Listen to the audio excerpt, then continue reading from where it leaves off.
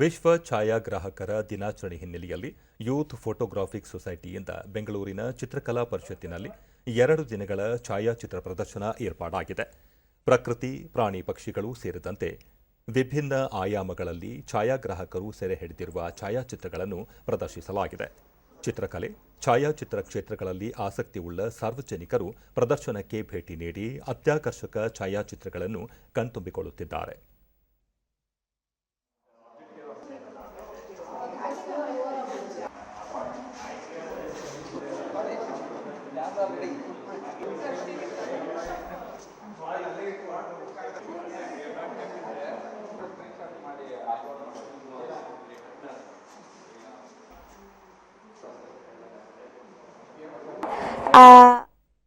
ದೂರದರ್ಶನದೊಂದಿಗೆ ಮಾನ್ಯ ತಮ್ಮ ಪ್ರತಿಭೆಯನ್ನು ಪ್ರದರ್ಶಿಸಲು ಇದೊಂದು ಉತ್ತಮ ವೇದಿಕೆಯಾಗಿದೆ ಎಂದರು.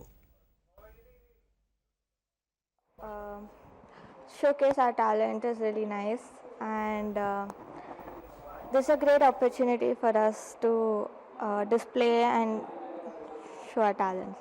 I'm very grateful for the opportunity that they've given me here. Photography.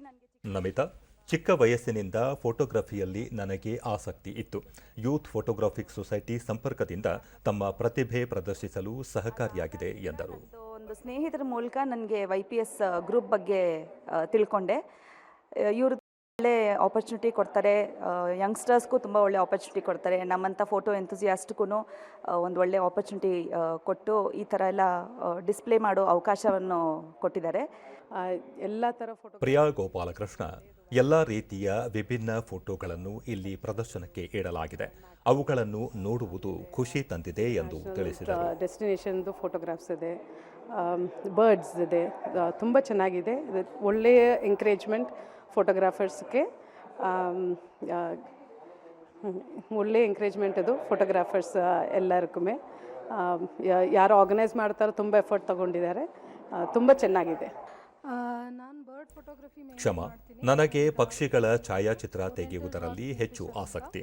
Photography ಕುರಿತು ಮತ್ತಷ್ಟು ಕಲಿಯಲು ಹಾಗೂ ತಾವು ತೆಗೆದ ಫೋಟೋ ಪ್ರದರ್ಶಿಸಲು ಇಲ್ಲಿ ಅವಕಾಶ ದೊರೆತಿದೆ ಎಂದು ಸಂತಸ ವ್ಯಕ್ತಪಡಿಸಿದರು. ಕಲಿಯೋಕೆ ಇದೊಂದು ಒಳ್ಳೆ ಪ್ಲಾಟ್ಫಾರ್ಮ್. ನಮ್ಮಲ್ಲಿ ಯೂತ್ ಫೋಟೋಗ್ರಾಫಿಕ್ ಸೊಸೈಟಿಯ ಉಪಾಧ್ಯಕ್ಷರಾದ ಪ್ರೇಮಾ, ವರ್ಷಕ್ಕೆ 3 ಬಾರಿ ಇಂತಹ ಛಾಯಾಚಿತ್ರ ಪ್ರದರ್ಶನ ಏರ್ಪಡಿಸಲಾಗುತ್ತದೆ. ಸೊಸೈಟಿಯ 94 ಮಂದಿ ತೆಗೆದ ಫೋಟೋಗಳನ್ನು ಪ್ರದರ್ಶನಕ್ಕೆ ಇಡಲಾಗಿದೆ ಎಂದು ಹೇಳಿದರು. ಚಿತ್ರಕಲಾ ಪರಿಷತ್ತಲ್ಲಿ ಇರುತ್ತೆ. ಇವತ್ತಿಂದು ವರ್ಲ್ಡ್ ಫೋಟೋಗ್ರಫಿ ಡೇ ಸೆಲೆಬ್ರೇಟ್ ಮಾಡೋಕ್ಕಂತ ಮಾಡಿರೋ ಎಕ್ಸಿಬಿಷನ್ ಇದು. ಎಲ್ಲ ನಮ್ಮ ಮೆಂಬರ್ಸ್ ಪಿಕ್ಚರ್ಸ್ 94 ಜನ